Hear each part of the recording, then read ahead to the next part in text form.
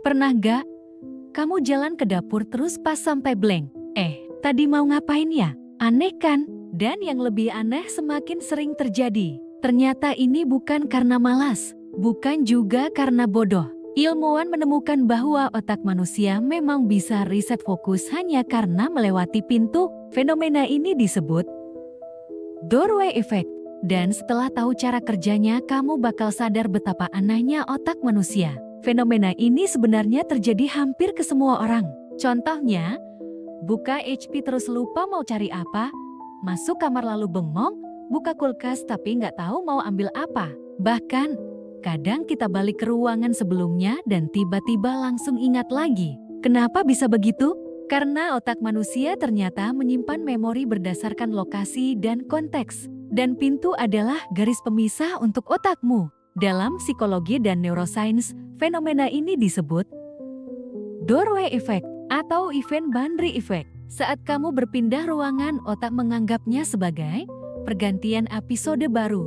Mirip seperti pergantian scene di film. Jadi aktivitas di ruangan sebelumnya secara otomatis dianggap sudah selesai. Akibatnya, informasi yang tadi aktif jadi lebih sulit dipanggil. Bukan hilang, tapi dipindahkan.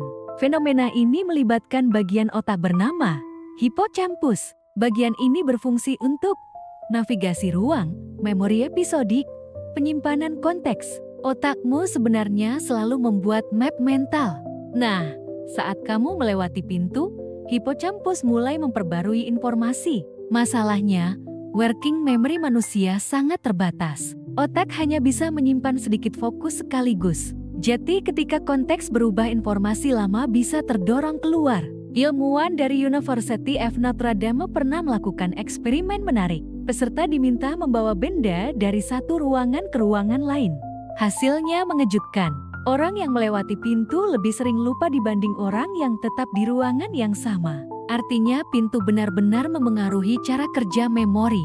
Dan bukan cuma di dunia nyata. Di era digital, fenomena ini juga terjadi. Saat pindah tab browser, buka aplikasi lain, scrolling media sosial. Makanya, kadang kamu buka FB dan langsung lupa tujuan awalmu. Doorway effect menjadi jauh lebih kuat saat stres, kurang tidur, multitasking, terlalu banyak distraksi. Karena working memory manusia punya batas kapasitas. Semakin penuh isi pikiranmu, semakin mudah otak kehilangan fokus utama. Itulah kenapa saat hidup lagi chaotic kita jadi sering lupa naruh barang, lupa tujuan, lupa mau ngomong apa. Bukan karena otak rusak, tapi karena sistem perhatianmu overload. Dan bagian paling menariknya, kembali ke tempat awal sering membuat memori muncul lagi. Kenapa? Karena otak mendapatkan kembali konteks visual, posisi tubuh, suasana sebelumnya. Makanya, kadang baru ingat setelah balik ke kamar. Jadi sebenarnya, memori itu tidak hilang. Otakmu hanya kehilangan jalur aksesnya. Ada beberapa cara sederhana untuk mengurangi efek ini. Pertama, ucapkan tujuanmu keras-keras.